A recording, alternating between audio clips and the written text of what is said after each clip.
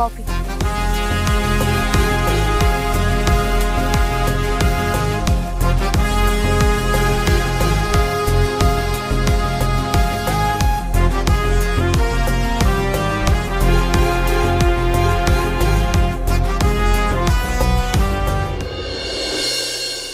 ও বড় দিদি, ও মেজো দিদি, তোরা সব কোথায় রে?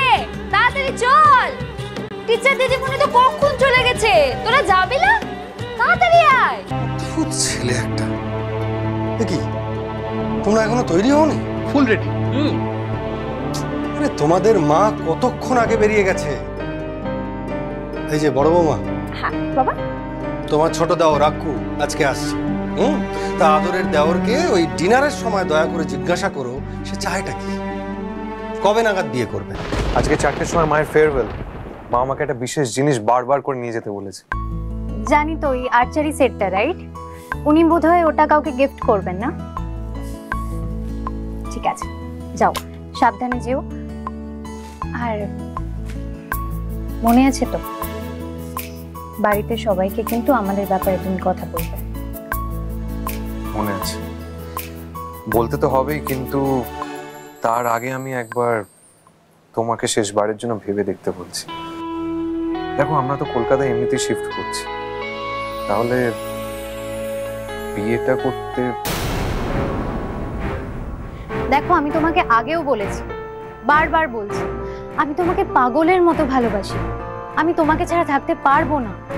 কিন্তু কিন্তু এই মুহূর্তে একটা বিয়ে মানে একটা ফ্যামিলিতে অনেকগুলো মানুষের সাথে একসাথে থাকা, এগুলো আমি অ্যাডজাস্ট করতে পারবো না। আর তাছাড়া তুমি তো জানো, আমার অতীতের ওই দিনগুলো, ওই স্মৃতিগুলো আমাকে এখনো তাড়িয়ে বেড়ায়। যখন ছোটবেলায় বাবা মায়ের ঝগড়াগুলো দেখতাম, ওই সমস্ত কিছু দেখে না আমার বিয়ের কথা শুনলেই আমার খুব ভয় করে। যদি আমরা বিয়ে করি, আমাদের বিয়ের পরে যদি অশান্তি হয়, যদি আমাদের মধ্যে কোনো মিসআন্ডারস্ট্যান্ডিং ক্রিয়েট হয়, যদি আমাদের ডেইলি লাইফে প্রবলেম ক্রিয়েট হয়, আচ্ছা যদি তুমি আমাকে ভুল বুঝে আমার থেকে দূরে সরে যাও। আরে, এরকম কোনো দিনও হবে না। ঠিক আছে, আমি মা বাবাকে বলে দিচ্ছি যে আমরা একসঙ্গে থাকবো, আমরা লিভ ইন করবো। Okay, thank you so much.